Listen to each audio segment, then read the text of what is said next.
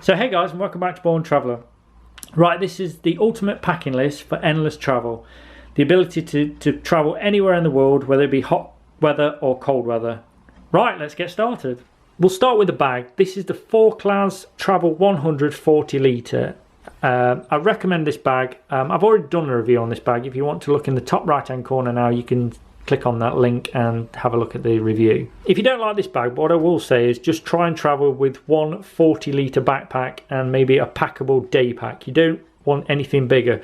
Anything bigger is going to weigh you down, and honestly, unless you've got specific needs like you're a professional photographer, I really don't think you need anything more than 40 litre. So the next is clothing. I'll start with t-shirts. I go normally with 6 t-shirts, and I always have dark colours in general. I've gone with 1 grey, 3 black, 1 dark blue, and another kind of dark grey. They're almost exactly the same colour. This grey one here is actually made of merino wool. I did want at least one merino wool top.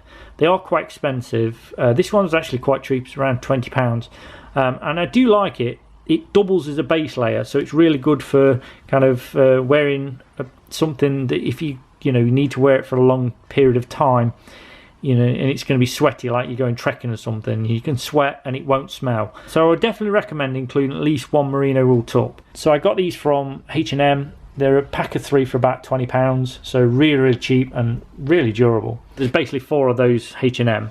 And then there's 1 exercise t-shirt that is from Under Armour, and it's a very tech-based t-shirt, brilliant for exercising, made of completely 100% polyester, very thin, very lightweight, and great for exercise. So moving on to underwear, I always only have 3 pairs of underwear. I don't think you need any more. Basically the rule is you wear one, you wash one, spare one. Okay, so wear one, wash one, spare one.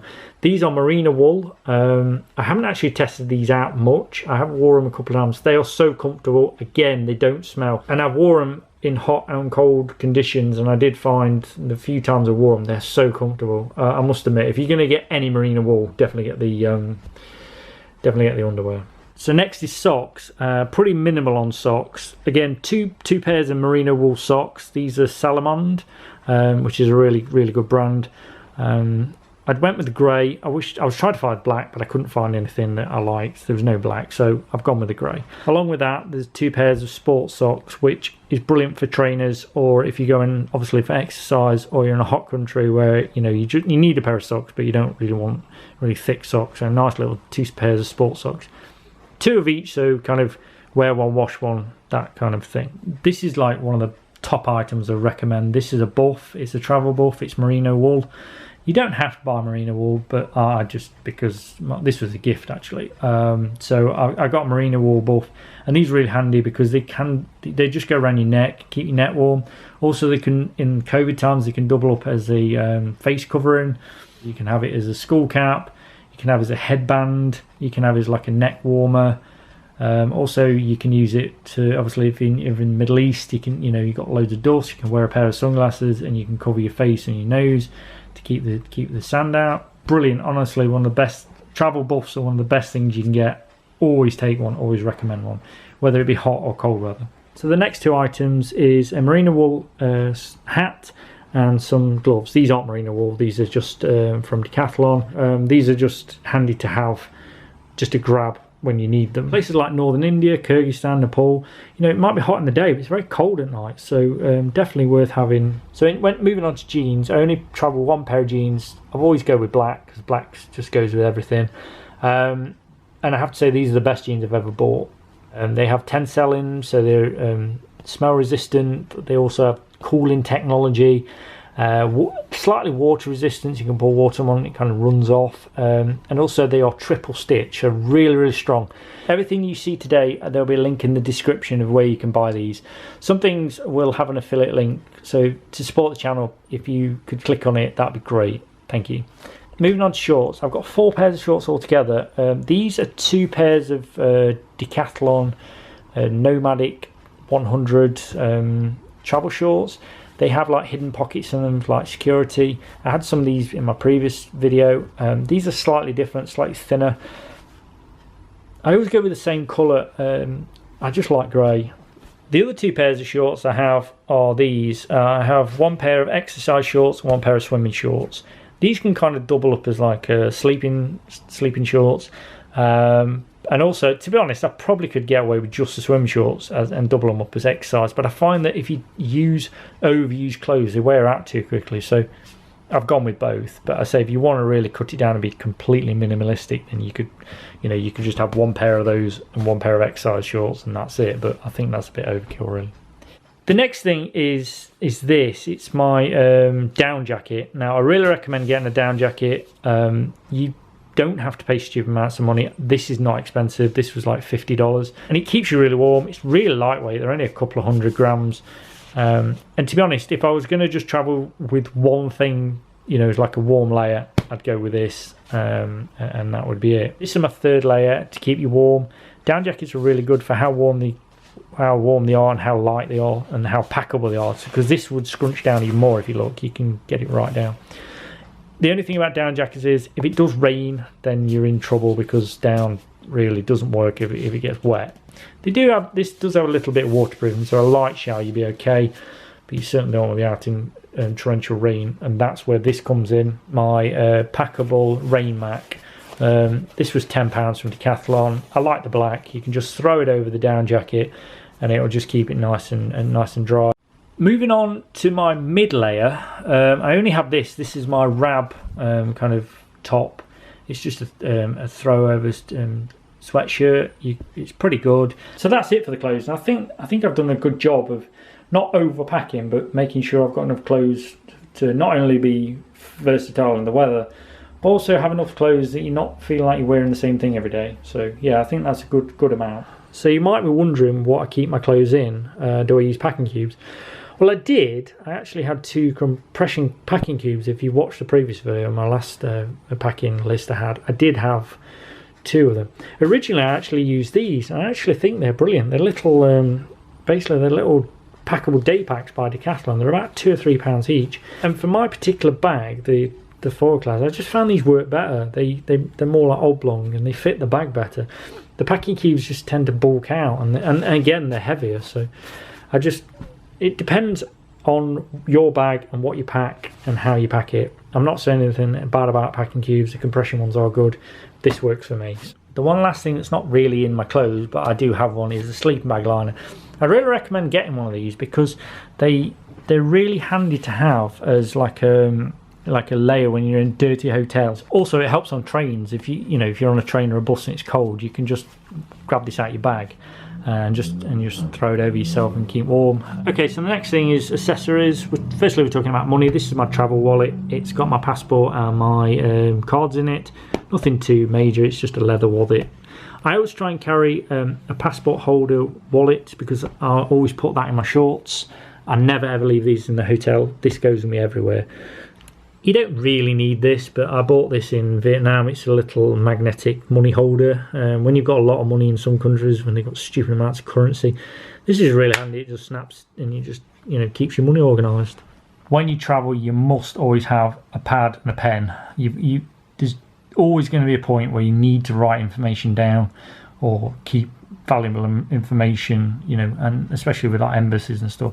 Or it could double as a journal. I don't really tend to journal myself, but if I need to write some important information down, then definitely take a notepad with you. This is definitely an optional item, but I've always wanted one, and when I got back, it was the first thing I bought really before I was going out traveling again. I bought a DJI Mini Mavic drone. For 249 grams, this thing's fantastic. Absolutely brilliant. Obviously, you've got to check on regulations and everything. In some countries, they are frowned upon drones, but this is very small, very lightweight, very discreet. In my previous video, I was adamant that I wasn't going to take a laptop. However, things have slightly changed with myself, whereas I've got into online teaching, and I have to say, I can't really live without it. If you're a digital nomad and you're working, then a laptop probably is unavoidable. I did do it for a while, but yeah, now I'm getting to more online teaching, and it's unfortunately it's a must. So the camera I'm shooting on right now is a new camera I bought. It's a GX7, and I think this is something I really want to teach people about cameras nowadays. You don't have to buy the latest camera. You can buy a second-hand 2 or 3 year old camera and you'll get a really good camera. So the Canon G7X is like the first model of this range. The battery's good. It's got a flip-up screen. It's what I'm using now to film on, by the way. I'm using this in a tripod, and I have to say it's absolutely amazing. The footage is brilliant. It shoots at 1080p 60 frames a second. It's very compact, but the image quality, especially on video, is absolutely incredible. And I've doubled that up with a GoPro, but not the latest GoPro 9. This is just the GoPro 7. And I really don't see the point in spending £400 on a GoPro 9 when the GoPro 7 pretty much does exactly the same thing. If you're just vlogging and you're just using it for a bit of action camera and vlogging, you really don't need a GoPro 9. To save weight, I bought this little thing. It's absolutely brilliant. So it's just basically it's just a load of cables for different types of charging. Again, guys, this is one of my biggest tips. Do not buy a bulky one of these new kind of travel adapters. They are so bulky. The old design is this design where it just breaks down into little parts, and you've just got little plugs. They're so lightweight. When you've got an American plug, if you've got an American plug and it's trying to plug in a British plug, as you see, they're so heavy, it just falls out the wall. If you've got one of them really massive plugs. And I find that there's such a stupid design, whereas these little things are brilliant. They're just so lightweight, packed down, and they don't take up any room. And actually, we've got 2 plugs here because most countries have the dual European and American plug. So you can have an American plug plugged in as well as a Euro. So this is really handy. They are actually quite hard to get hold of now. I managed to get this one on eBay. I think this was just a second-hand one somebody had in the back of the cupboard because it says Zurich insurance. But if you can find one, definitely get it. This is a novel item, and I would recommend getting some kind of extension for your travels, because when you're in hotel rooms you can guarantee they only have one plug in the room and it's right next to the wall socket near the door. So I definitely recommend getting one of these. This is a Pioneer 250 gigabyte hard drive. For how lightweight they are now, they barely weigh anything. Really worth having. Fast as well. You know, it's got quite a good USB 3 transfer rates, and to be honest, I really recommend getting some kind of backup, because the amount of data nowadays, and clouds are brilliant, but they don't always work, and they're really slow to download things. So if you've got a lot of video and footage and anything really, it's good to keep keep a little hard drive of some kind. This next item is really important. You must in this day and age take some kind of power bank. I was travelling with a 20,000 milliamp, but I found it was too heavy, so I bought this Anchor. It's about £15. It's 10,000 milliamp. Anchor is pretty much the best brand you can get in terms of power banks, and for how much it was, brilliant. But you need one when you travel nowadays. Power banks are an absolute godsend, because your phone's bound to run out, your camera's bound to run out, and you can charge it on the go when you're on the trains, buses, planes. And it doesn't take that long to charge. It only takes about 5 hours. So even if it's run out of juice, you can charge it overnight. Whereas a 20,000 milliamp actually, it won't charge overnight. So all the electronics you've seen, they go in this little case here. I just organise it all, and it all sits in here. Brilliant little thing. So this item here is part of my tripod. I bought this tripod, and it's got basically 3 different connections. It's a copy of a Manfrotto. So you've got 3. You've got one for your GoPro, then one for your camera, which is what I'm using now, and also there's this little adapter that's got the same plug, and that will hold your phone. So for really versatile. So I've got basically one tripod, but I can use it with my camera, my GoPro, and my phone to record footage. I think it's really handy. I'm really glad. I'll leave a link in the description where you can buy it, and I say not expensive, about £10 I think it was. These are some digital scales. Again, I got it from AliExpress really cheap, like £2 or £3, and I think they're good. If you're a one-bag traveller, I think these are really handy because you can weigh your bag constantly and see how heavy it is. This is my toiletries bag. I'm not really going to go too much into this because I've already done a separate video on this. So this is all my toiletries. If you want to have a look in the top right-hand corner, you can watch the video now on my toiletries and what I pack. I think these items are an absolute must nowadays. You do need some kind of travel locks. I don't tend to buy the fancy ones. They're just a deterrent. If somebody wants to get in your bag, they're going to do it. I don't, you know, you could get the TSA approved ones, but I don't tend to travel that much through the US anyway, so these are just normal cheap ones. But it's just a deterrent, just to stop people quick accessing your bag. Okay, so the next two items are luxury items. We'll go with the first one. This is my travel iron. It is a complete luxury. This item here is absolutely brilliant. It's a kettle, but also this could double up if you wanted it to be your water bottle. So it actually it's a cylindrical inside. I've done a separate video again. I'll leave a link in the top right hand corner. In terms of cost, this is definitely a luxury item, but I think this was really, really worth it. It's a Packable Daypack by Eagle Creek. Eagle Creek makes some amazing stuff, and they really, really do make high quality stuff. So this just obviously unzips. It's just a day pack. You can just, you know, you can carry up to around, I'd say about 3 or 4 kilos in it. In here, I've got my fitness gear. I'm not going to get it out. If you watch my previous video, then you've probably already seen this stuff. So I have a skipping rope, I have a resistance band, I know there's a couple of other knickknacks in there that help you with fitness. Fitness is really important on the road. And a fitness band and a skipping rope really will keep you fit, you know, without having, you know, this only weighs about 200 kilos, so really worth having. Again, an optional item, but I think fitness in this day and age really does need to be included in any kind of travel video. So okay, this is the last item. You do need some kind of trainers or something like that, and I've gone with these are from Decathlon. They are the Nomadic 100, I think they call them. They're about $20, and the reason I bought these is because they are pretty versatile. They're basically a walking shoe, and they've got amazing grip on them, but they're quite stealthy, so I think you just about get away with going out a night out in these.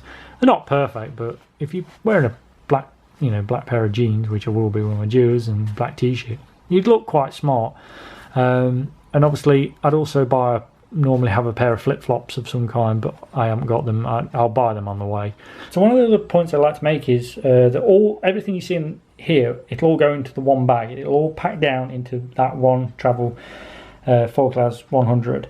And also there will be a little bit extra room because obviously the clothes I'm wearing on the aeroplane, like my jeans, my t-shirt, the jumper, they'll come out of the bag. So there will be actually extra room, and it actually won't be as heavy as the 12 kilos I've already mentioned.